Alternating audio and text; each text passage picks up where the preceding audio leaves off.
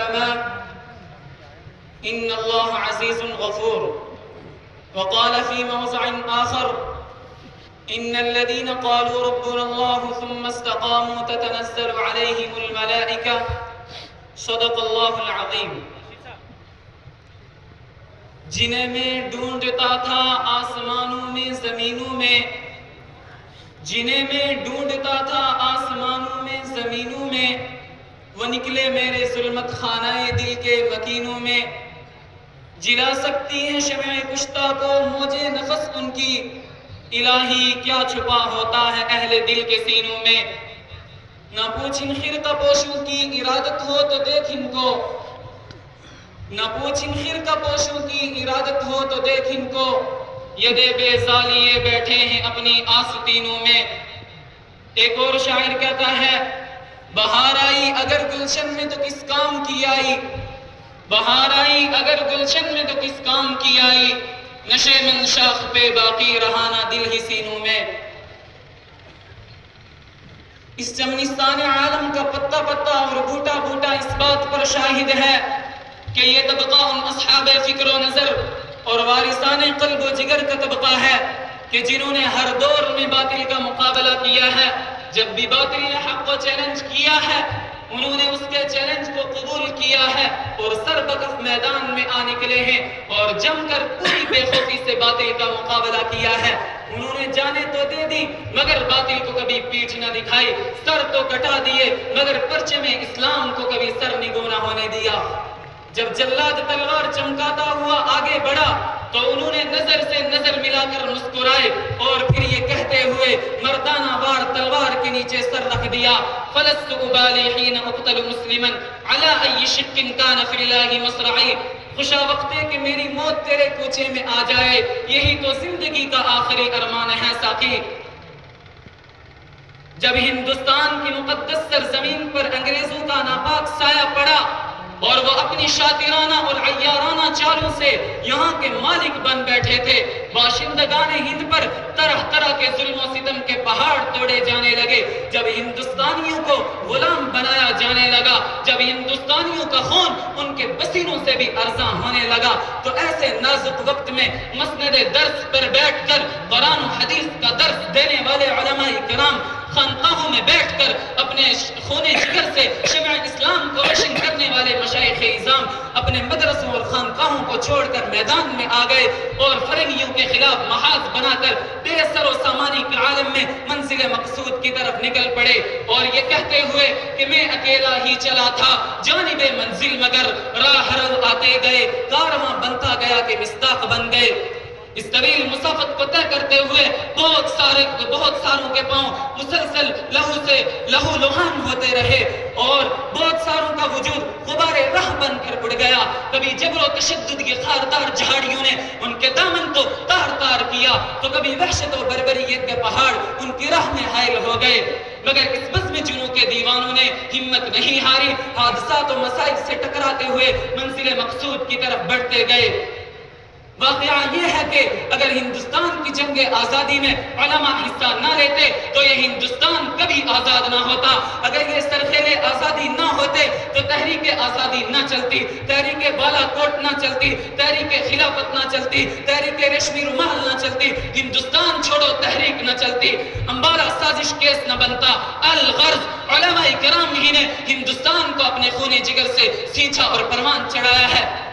چنانچہ 1857 کی جنگ آزادی میں دو محاذ بنائے گئے، ایک محاذ امبالہ پر جس کی قیادت مولانا جعفر تھانیسری کے پاس تھی، دوسرا محاذ شاملی پر جس کی قیادت حاجی امداد اللہ مہاجر مکی کے پاس تھی.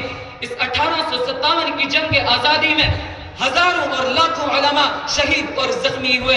اسی 1857 کی جنگ آزادی میں مولانا نڑوتری زخمی ہوئے. اسی 1857 کی جنگ آزادی میں حضرت گنگوئی زخمی ہوئے. اسی 1857 کی جنگ آزادی میں حافظ ضامن شہید ہوئے. اس 1857 کی جنگ آزادی میں 2 لاکھ مسلمان شہید ہوئے جن میں 51,500 علماء کرام تھے اور صرف دہلی میں 500 علماء کو پھانسی کے پھندوں پر لٹکا دیا گیا. الغرض جب اس آزادی ہند میں اپنوں کی غداری اور وسائل کی قلت کی وجہ سے فرنگیوں کا غلبہ ہوا تو وائس سرائے برطانیہ نے اپنے ہندوستانی مشیروں سے رائے طلب کی، بتاؤ ہندوستان میں تمہاری حکومت کیسے قائم رہ سکتی ہے؟ تو ہندوستان میں رہنے والے ایک سیاستدان ڈاکٹر ولیم نے جو رپورٹ پیش کی وہ لکھتا ہے کہ ہندوستان میں سب سے زیادہ بیدار مسلمان ہیں اور جنگ آزادی صرف مسلمانوں نے لڑی ہے۔ مسلمانوں میں جب تک جذبہ جہاد موجود ہے اس وقت تک ہم لوگ ان پر حکومت نہیں کر سکتے، اس لیے سب سے پہلے جذبہ جہاد کو ختم کرنا ضروری ہے اور اس سے پہلے ایک اور چیز کا ختم کرنا ضروری ہے، وہ یہ ہے کہ ہندوستان سے علماء اور قرآن دو چیزوں کو ختم کر دیا جائے۔ چنانچہ 1861 میں 3 لاکھ قرآن کریم کے نسخے بدبخت انگریزوں نے چلائے، اس کے بعد علماء کے ختم کرنے کا فیصلہ کیا۔ انگریز مسٹر ایڈورڈ ٹامسن کہتا ہے کہ 1864 سے لے کر 1867 تک انگریز نے علماء کو ختم کرنے کا فیصلہ کیا اور یہ 3 سال ہندوستان کی تاریخ کے بڑے المناک ساز ہیں۔ ان 3 سالوں میں 14,000 علماء کو تختہ دار پر لٹکا دیا گیا۔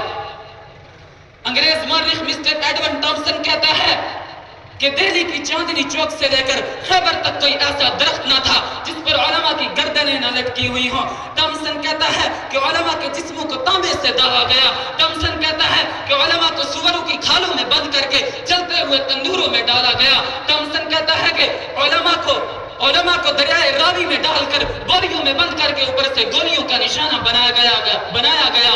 ٹامسن کہتا ہے کہ جب میں دہلی میں اپنے خیمے میں گیا مجھے مردار کی بدبو محسوس ہوئی، میں خیمے کے پیچھے چلا گیا، کیا دیکھتا ہوں آگ کے انگارے دہک رہے ہیں۔ 40 علماء کو بلایا گیا، ان کے کپڑے اتارے گئے، ان کو اس آگ میں پکا دیا گیا۔ انگریز نے 40 علماء کو پھر بلایا اور ان کے کپڑے میرے سامنے اتارے۔ انگریز نے کہا مولویوں جس طرح ان 40 کو پکایا گیا ہے اسی طرح تمہیں بھی پکا دیا جائے گا، مگر تم صرف ایک آدمی یہ کہہ دو کہ میں 1857 کی جنگ آزادی میں شریک نہیں تھا تو ابھی چھوڑ دیتے ہیں۔ ٹامسن کہتا ہے مجھے پیدا کرنے والے کی قسم ان میں ایک عالم بھی ایسا نہیں تھا، سارے کے سارے آگ میں تو پک گئے مگر کسی نے انگریز کے سامنے گردن نہیں جھکائی۔